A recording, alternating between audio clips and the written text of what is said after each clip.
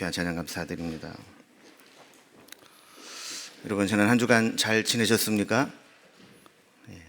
우리 집에서 예배 드리는 모든 성도님들의 그 예배에도 우리 성령님께서 함께 해주시고 또 은혜가 충만한 예배가 되기를 기원합니다. 코로나는 우리의 삶에 많은 변화들을 요구하고 있습니다. 일상의 평온이 깨져버렸습니다. 우리가 누려왔던 평범한 삶들이 이곳저곳에서 침범을 당하고 있습니다. 코로나19 바이러스 확산 방지를 위해서 최근 벌이고 있는 운동이 사회적 거리두기입니다. 급격한 확산이 잦아들 때까지 가능하면 대면 접촉을 삼가하고 모임을 연기하자는 겁니다. 어쩌면 코로나가 끝나도 예전과 같이 똑같은 삶으로 돌아가지 못하고 또 다른 변화들을 계속 요구하는 시대가 올지 모릅니다. 지금 우리는 조금 불편하면 참고 견디면 되는 상황이 아니라 때로는 곳곳에서 견디기 힘든 시간을 보내는 분들이 생기기 시작합니다. 그러나 이 또한 지나가리라는 현자의 말처럼 다른 위기와 역경과 전염병처럼 이 코로나 또한 지나갈 것을 믿습니다. 우리가 사회적 거리 운동을 하지만 이것과 더불어 마음의 거리 좁히기 운동도 함께 해 나가야 할 것입니다. 마음의 거리 좁히기 운동은 몸은 어쩔 수 없이 잠시 좀 멀리 하지만 마음은 오히려 더 가까이 하자는 운동입니다. 교회도 온라인으로 예배를 드리지만 흩어지면 전화나 문자, 카톡 이런 것들로 더 열심히 안부를 물어주시고 위로와 격려의 메시지를 함께 나누면 좋겠습니다. 한 가지 우리가 이제 이런 걸 나눌 때 좀 조심할 것은 불안감을 막 조장하는 내용이나 또 막 부정적이고 막 비판적인 내용, 그리고 정치적인 성향을 강하게 드러내어 불편함을 줄 수 있는 이런 내용들은 삼가하는 것이 좋습니다. 코로나 바이러스로 얻은 상처, 행복 바이러스로 이겨냅시다. 우리는 오직 하나님만 바라보고 소망과 사랑과 믿음의 행복 바이러스를 퍼뜨려 이 코로나를 이겨내는데 함께하는 역군들이 되기를 바랍니다. 요즘에 이 코로나로 인해 생겨난 이제 웃지 못할 유머들이 많이 있습니다. 이 시간 먼저 몇 가지를 보면서 우리의 지친 마음을 좀 환기시키고 또 활력을 되찾으면 좋겠습니다. 먼저 난이도가 좀 낮은 것부터 좀 보겠습니다. 이 첫 번째 그림을 보여주세요. 오늘도 무사히. 봤더니 이제 무사히에서 기도하는 모습이 있습니다. 두 번째 그림입니다. 우리가 엊그제 지난 목요일이 이제 경칩이었는데 개구리도 이렇게 이야기한답니다. 오늘이 경칩인데 마스크 없어 못 나가요. 세 번째 퀴즈입니다. 여러분, 이 그림에 나타난 것의 제목을 세 글자로 이야기해 보십시오. 뭐라고 그럴까요? 신천지. 신이 천지 빼까리로 많이 있죠. 자, 네 번째 그림입니다. 퀴즈인데 이걸 해석을 좀 잘 해보시기 바랍니다.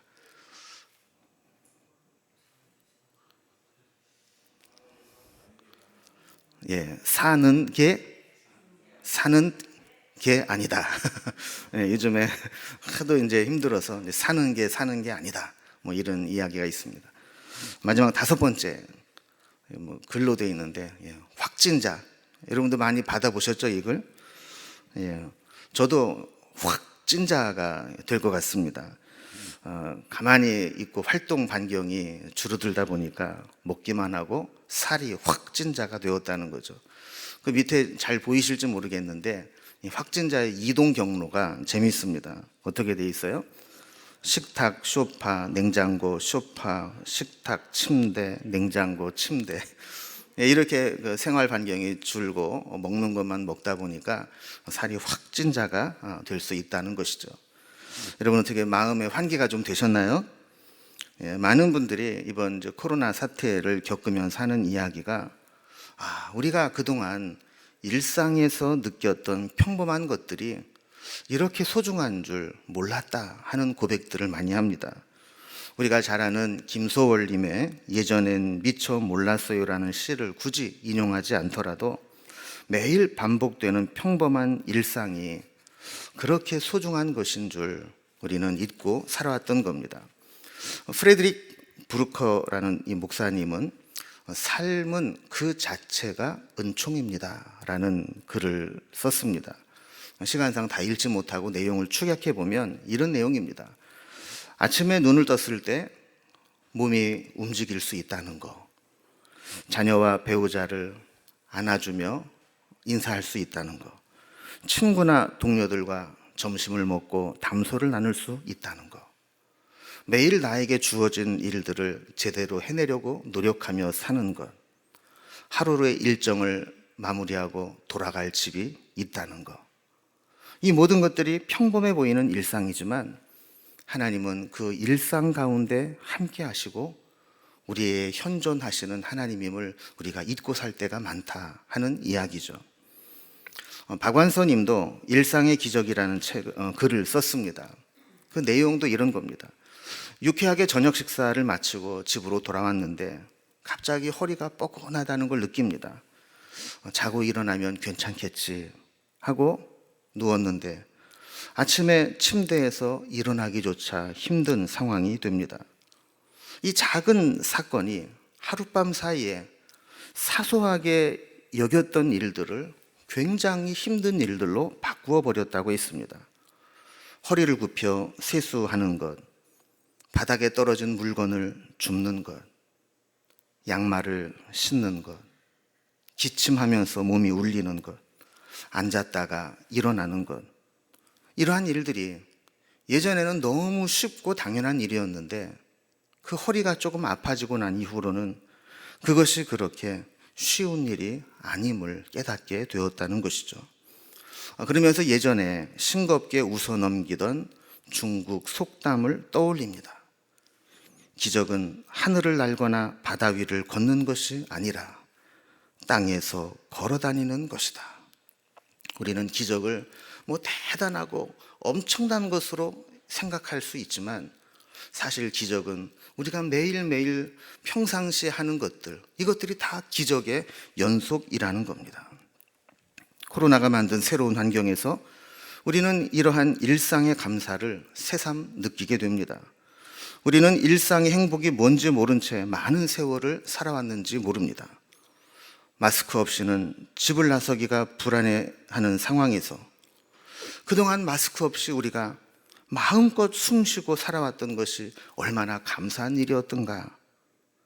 또 모임이 취소되고 모임 장소가 폐쇄되고 서로에게 혹시라도 폐가 될까 봐 만남을 꺼리게 되면서 그동안 언제든 필요할 때 마음 놓고 외출할 수 있었고 소소한 만남으로 잠시라도 긴장을 풀고 웃을 수 있었던 일이 얼마나 감사한 일이었던가. 돌아보면 귀찮게 느꼈던 잠깐의 나들이, 때로는 불편하게 여겼던 북적이는 지하철 안에서 모습조차도 그것이 일상의 감사였음을 새삼 느끼게 됩니다. 이러한 감사를 우리가 깨닫게 된다면 우리는 이런 고백을 할 수 있습니다. 현재가 선물이고 일상이 축복이고 삶이 기적이다. 너무나 당연하게 여겼던 것들, 이것이 다 하나님의 선물이고 은혜고 축복이고 기적입니다. 빨리 평화로운 일상이 우리 곁에 돌아오기를 소망합니다. 특별히 우리가 사순절을 보내고 있는데 늦어도 우리 주님이 부활하시는 부활절에는 이 모든 것들이 다 극복되고 부활의 노래, 승리의 노래 한자리에 모여서 함께 마음껏 힘써 부를 수 있는 날이 올 것을 믿음으로 소망해 봅니다. 오늘 우리에게 주신 말씀 시편 137편은 평상시에 예배할 수 있었음이 얼마나 큰 은혜인 줄을 모르고 있다가 바벨론의 포로로 끌려가서 성전에서 예배할 수 없는 상황이 되었을 때 그때 예배의 자리가 얼마나 귀한 것인가를 생각하면서 지은 시입니다. 여러분 혹시 기억하실지 모르겠지만 예전에 흑인 4인조 그룹 보니엠이 불러서 이 1978년에 히트가 된 바벨론 강가에서라는 노래가 있습니다. 여러분, 좀 영상을 탁 틀어주면 금방 아는데 이 저작권 때문에 이게 틀 수가 없어요. 뭐 이런 거 있잖아요. By the rivers of Babylon 뭐 이런 거 있잖아요. 금방 아시죠? 예, 이 가사가 시편 137편의 가사를 그대로 가사로 옮겨놓은 노래입니다. 이 가사를 모르면 이게 그냥 팝송인 줄 알지만 가사를 잘 보면 시편 137편을 그대로 노래한 복음성가, 요즘으로 말하면 이제 CCM이죠. 이게 워낙 이 노래를 경쾌하게 해서 이 가사를 유심히 보지 않으면 이게 이런 내용이 있는 노래인가 싶을 정도로 이렇게 보이지만 이 노래가 바로 그 곡입니다. 이 노래를 배경과 설명을 잘 이어 만든 영상이 하나 있는데 필요하신 분들은 제가 카톡으로 쏴드리도록 하겠습니다. 자, 이제 본문 말씀을 좀 살펴봅니다. 시편 137편은 그 배경을 잘 알 수 있는 시 중에 하나죠. 지금으로부터 약 2600년 전 이스라엘 백성들은 바벨론에 망하고 포로로 끌려가게 됩니다.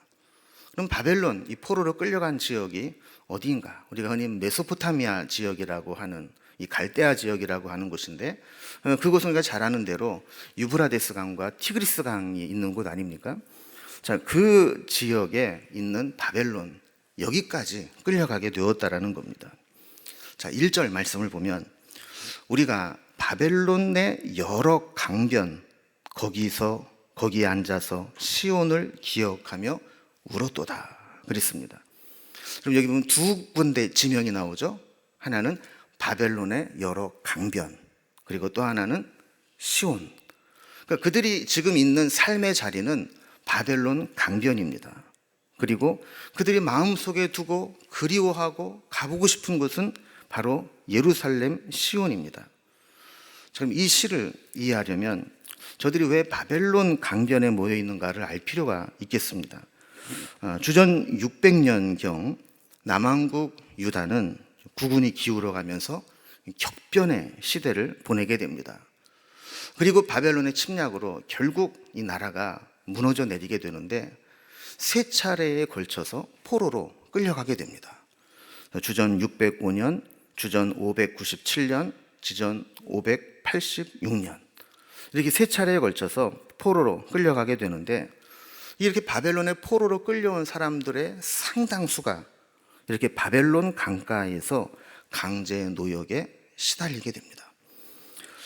바벨론은 벌써 그 당시에 이 큰 두 강 사이에 흐르는 여러 지류들, 이 지류들을 묶어서 운하를 만들고 문명을 발달시켜 왔습니다. 여러분, 이 일을 하는데 얼마나 많은 사람들이 동원이 됐겠어요. 세계 고대 7대 불가사의 중에 하나인 바벨론의 공중정원이라는 것이 있습니다. 자, 이 사막 한가운데 이러한 공중정원이 생겨난 것이 위대하다고 하는 이유는 건물 위로 대량의 물을 끌어올려서 정원을 만들고 그곳에 이런 울창한 숲과 같은 것을 만들어 놓았다라는 것이죠. 이 공중정원의 물은 이 위치했던 곳으로부터 약 8km 떨어진 수원지에서 1,400여 개의 수차를 동원해서 600m 위의 언덕으로 물을 끌어올리고 거기에서 이 공중정원 곳곳에 물을 보내면서 이 푸르른 그런 정원을 만들어냈다라고 하는 겁니다. 이스라엘 백성들이 이 공중정원을 만드는 데 직접 동원되었다는 기록은 없지만 어쨌든 시기적으로 볼 때 이러한 이 운하를 만들고 물을 끌어다가 공중정원을 만들 그 당시와 이스라엘 백성들이 포로로 끌려가서 강변에서 이런 강제 노역을 할 때와 거의 비슷한 시기라고 보시면 됩니다. 이렇게 바벨론 강가에서 고국 이스라엘의 수도 예루살렘 시온산을 그리워하며 부른 망향가가 시편 137편이죠. 그런데 내용을 잘 보면 단순히 고향을 그리워하면서 부른 망향가일 뿐만 아니라 일종의 신앙적 저항시였다라는 것을 보게 됩니다. 자, 저들이 왜 그곳에서 울면서 시온을 그리워했을까요? 3절에 보면 이런 설명이 나옵니다. 이는 우리를 사로잡은 자가 거기서 우리에게 노래를 청하며 우리를 황폐하게 한 자가 기쁨을 청하고 자기들을 위하여 시온의 노래 중 하나를 노래하라 함이로다 그랬습니다. 여기 보면 우리를 사로잡은 자, 그리고 우리를 황폐하게 한 자, 이런 자들이 나오죠. 누구겠습니까? 이스라엘을 멸망시키고 포로로 끌려가서 이런 강제 노역을 시키는 바벨론 사람들이죠. 근데 그 사람들이 포로들에게 요구하는 게 있습니다. 뭘 요구합니까? 시온의 노래 중 하나를 노래하라는 겁니다. 여러분, 여기 시온의 노래는 뭘 얘기할까요? 시온산 성전에서 하나님을 예배할 때 썼던 찬양을 얘기하는 겁니다. 자, 그런데 만약에 저들이 이 찬양을 통해서 같이 하나님께 영광을 돌리거나 그 찬양을 통해 하나님의 위로를 경험하고 싶으니 찬양을 좀 불러주십시오, 이렇게 한다면 100곡 1000곡이라도 부를 수 있겠죠. 그런데 저들이 지금 이스라엘 백성들에게 시온의 노래를 부르라고 요구하는 그 목적, 이유가 뭡니까? 재미삼아서, 심심풀이로, 더 정확히 표현하면 조롱하기 위해서 노래를 요구하는 겁니다. 이 고대의 전쟁은 자신들이 믿는 신들의 전쟁이라고 생각을 했습니다. 그래서 전쟁에서 이긴 나라는 자신들의 신이 더 힘있고 위대하다, 이런 생각을 했고, 그것을 과시하기 위해서 이 패전국의 신상을 부숴버리고 성전을 파괴하고, 그리고 그 성전에 사용했던 값비싼 기물들을 다 빼앗아 갔던 것이죠. 그러니까 시온의 노래 중에 하나를 노래하라고 한 것은 이런 의미가 있는 거예요.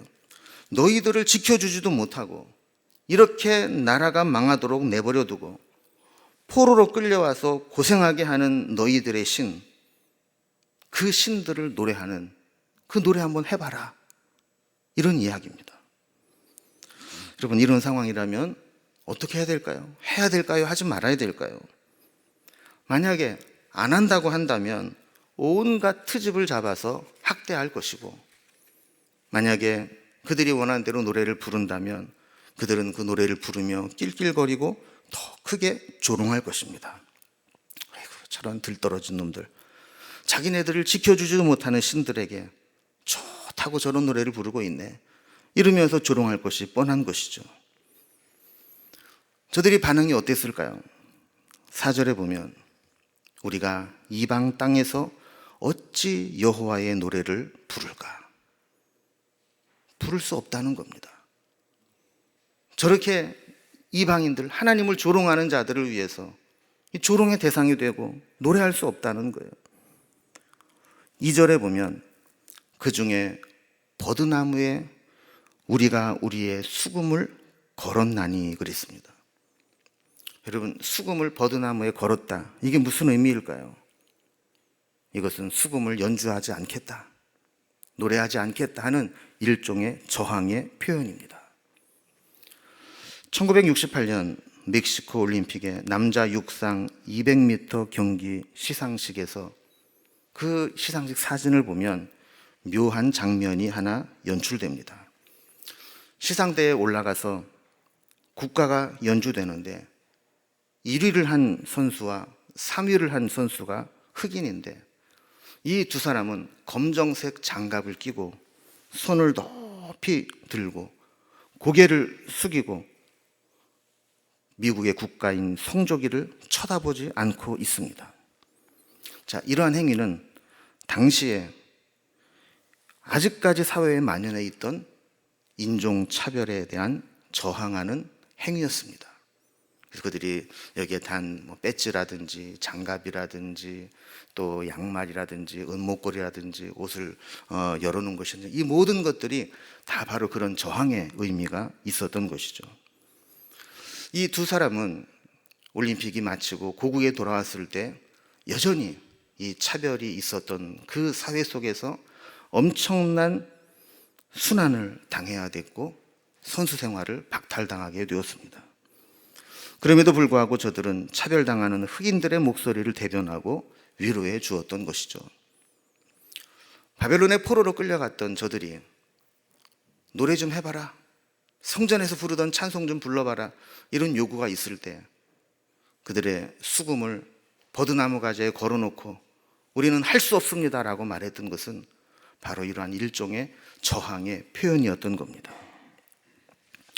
여러분, 남자들은 이해하시겠지만 군대에 가서 훈련소에서 훈련을 마치고 자대 배치를 받으면 되게 짓궂은 고참들이 신병에게 요구하는 것이 있죠.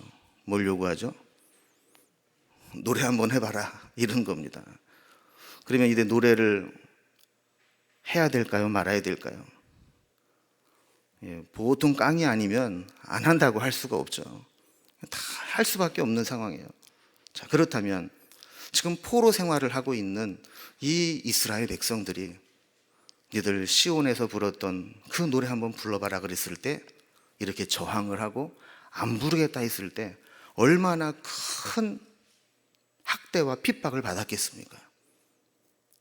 그러나 그들은 그곳에서 다른 어떤 육체적인 고역, 몸이 힘든 것은 얼마든지 할 수 있지만 하나님을 조롱하고 신앙적으로 박해하는 이 노래만큼은 할 수 없다고 똘똘 뭉쳐서 하나가 되었던 겁니다.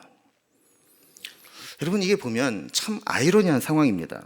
예언서들을 보면 이스라엘이 망하기 전에 영적으로 타락한 첫 번째 현상이 예배의 타락이었습니다.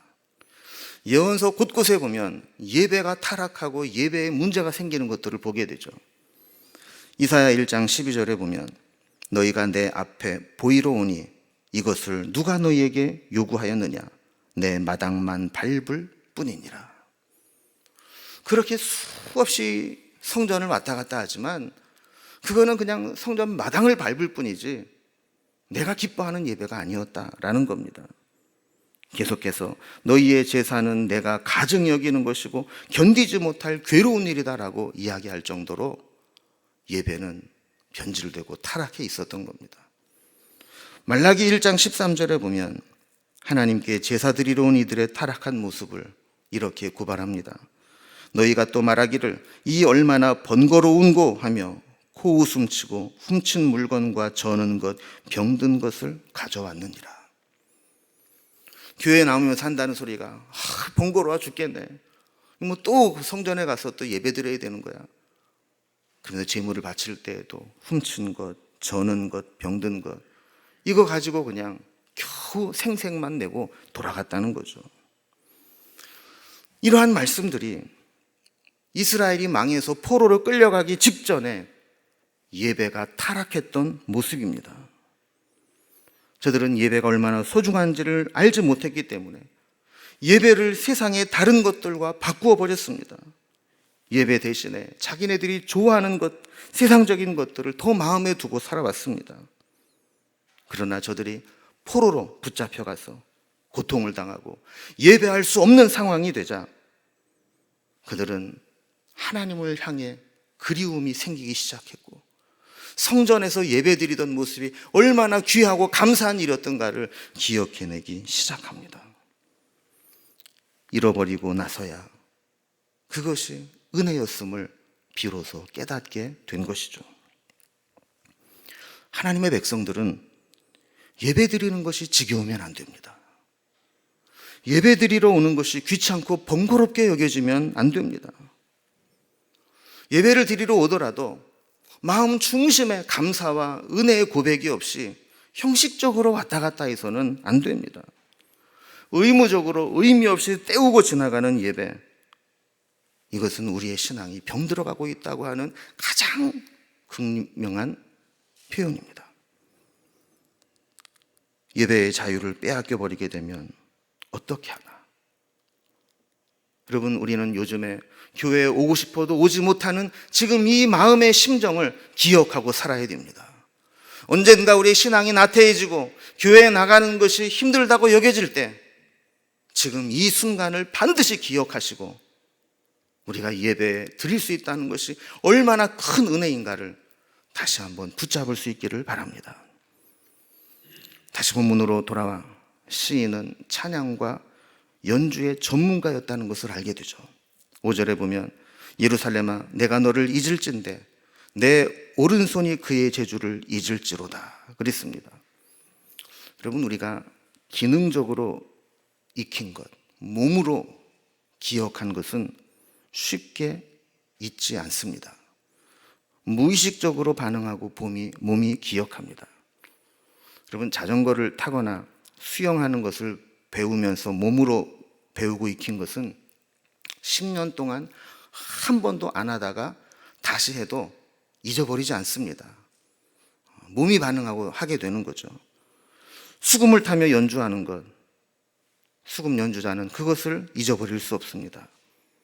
그러나 만약에 내가 예루살렘을 잊는다면 내가 그것을 연주하는 재주도 잊을 것이다. 이 말은 다른 말로 말하면 예루살렘을 잊을 수가 없다라는 이야기를 이렇게 표현한 것이죠. 6절도 마찬가지입니다. 내가 예루살렘을 기억하지 아니하거나 내가 가장 즐거워하는 것보다 더 즐거워하지 아니할진대 내 혀가 내 입천장에 붙을지로다.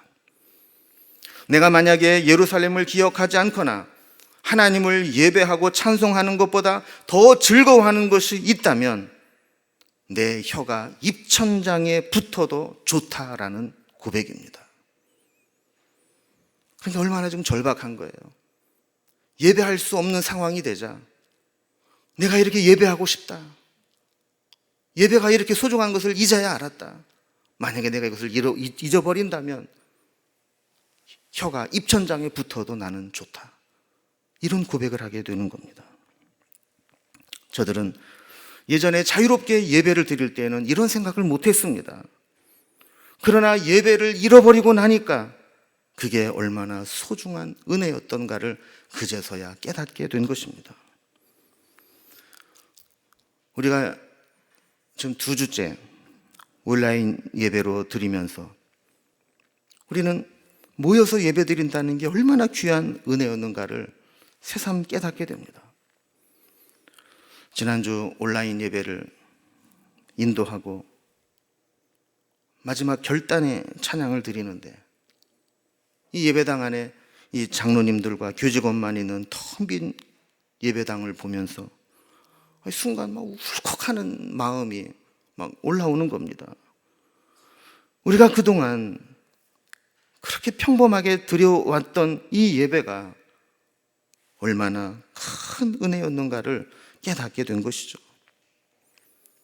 우리가 지금 어쩔 수 없이 온라인으로 예배를 드리는 것이 신학적으로 어떤 의미가 있고 이것이 우리에게 어떤 유익함이 있고 훈련도 되고 긍정적인 면도 기대할 수 있다고 하지만 예배는 역시 성도들이 함께 모여 공동체적인 고백으로 드리는 것이 영광스럽다는 것을 느끼게 됩니다.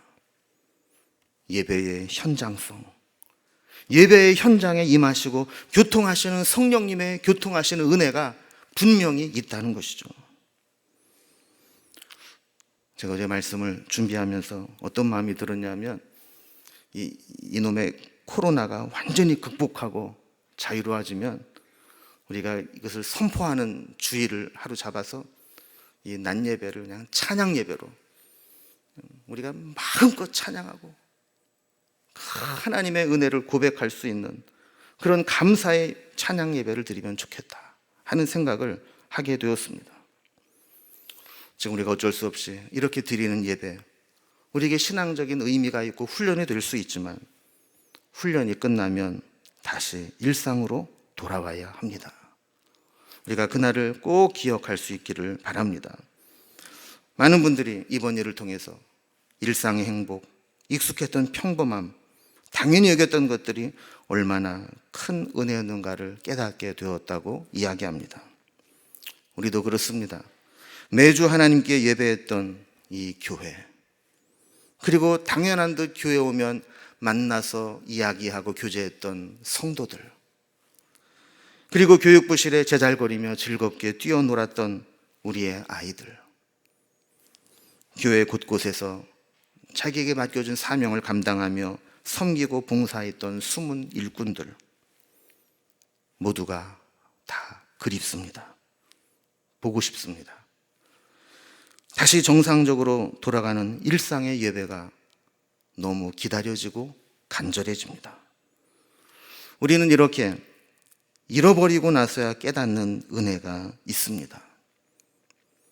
지금 잃어버린 것들이 있을 때 이것의 소중함을 꼭 기억하시고 우리 하나님 앞에 더 가까이 가는 그러한 기간들 사순절이 될 수 있기를 주님의 이름으로 기원합니다. 기도하겠습니다.